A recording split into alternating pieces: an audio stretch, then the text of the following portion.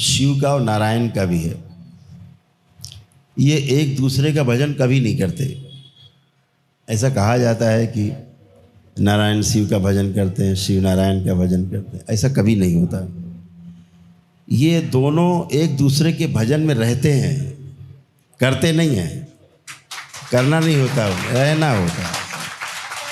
रहते ही हैं, जैसे संगीत अंदर बना रहता है सबके, वो है ही। उन्हें भजन करना नहीं पड़ता, भजन में रहते हैं एक दूसरे के, क्योंकि एक दूसरे के पूरक हैं। बिना एक दूसरे के साथ रहे बनता नहीं है। जीवन के साथ साथ नारायण की जो शक्ति है रहती रहती। जीवन में गड़बड़ी ना होने पाए, इसके लिए शिव की शक्ति रहती है। जो आपके पास है ठीक से आप सदुपयोग कर सकें, ये शिव की शक्ति है। जो आपके पास नहीं है वो उपलब्ध हो जाए, ये नारायण की शक्ति है। तो आपके पास उपलब्ध भी हो और उसका दुरुपयोग ना होने पाए, ताकि आपका भोग ना बने दोबारा से और बार बार जन्म न लेना पड़े, इसलिए शिव है। तो दोनों की आवश्यकता इस शरीर यात्रा में पड़ती है। जब अकेले जीना होता है तो खाली शिव से भी काम चलता रहता है आपका। लेकिन अगर समाज के सामने आपको कोई दृष्टांत उपस्थित करना है, कोई उदाहरण प्रस्तुत करना है, तो शिव और शक्ति के साथ साथ नारायण की आवश्यकता भी रहती है।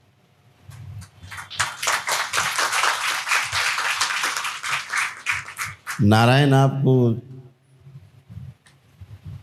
दुनिया भर के वह सभी रास्ते खोलते हैं जिन पर आप चल सको, और शिव आपको वो शक्ति देते हैं कि उन रास्तों पर आप निर्लेप होकर चल सको, निर्विकल्प होकर चल सको। आपको कोई लुभा न पाए, लालच में डाल न पाए, मोह में घसीट न पाए, इसके लिए शिव है। तो सभी वैभव देते हैं नारायण। शिव आपको उन वैभव को सदुपयोग कराते हैं, दुरुपयोग से बचाते हैं, और दूसरे के भले के लिए भी आपको प्रेरित करते हैं। तो नारायण और जो शिव हैं वो एक दूसरे में अलग ही नहीं कर सकते। आप अपने शरीर से आंखें अलग नहीं कर सकते हैं ही।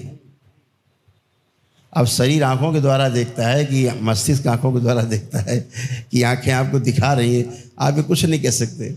आंखें जरूरी हैं।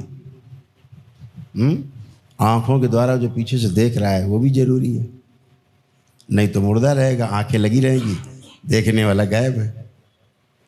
दिखाने वाला भी चाहिए और देखने वाला भी चाहिए।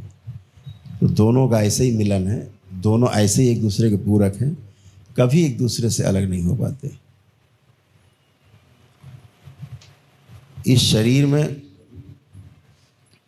ये जीवाणुओं से बना हुआ शरीर है। खरबों गुणा खरबों सेल्स आपकी बॉडी में है। इनका पालन नारायण ही करते हैं, तभी शरीर रहता है।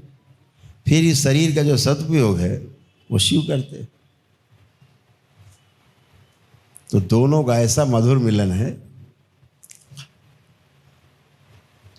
जिसे अलग शब्द कुछ नहीं कर सकता है। वो एक साथ रहेगा, साथ आते हैं, साथ रहते हैं, साथ ही साथ रहेंगे।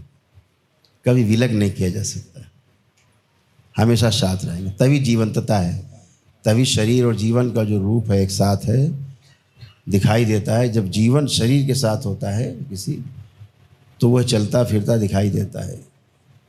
जीवन हटा दो तो शव है। इसलिए शिव और शक्ति साथ साथ नारायण का भी रहता ही रहता है, क्योंकि शिव शक्ति तो अलग हो ही नहीं सकते, वो तो हैं ही। लेकिन जो नारायण है वो भी अलग नहीं हो सकते। तो अलग नहीं हो सकते का मतलब साथ ही साथ है, साथ ही होना है। कोई एक किए नहीं गए, एक हैं ही। जो एक किया नहीं गया है कभी, उसे कभी अलग नहीं किया जा सकता है। अलग उसे किया जा सकता है जो कभी एक किए गए हों। इस बात को हमेशा ध्यान रखो। अगर ये माइक करोड़ों अरबों अणुओं से मिल करके बना है, परमाणुओं से मिल के बना है ना, इसको तोड़ तोड़ के फिर अलग अलग किया जा सकता है। लेकिन जो है ही, तो उसको आप अलग नहीं कर सकते। हरिहर।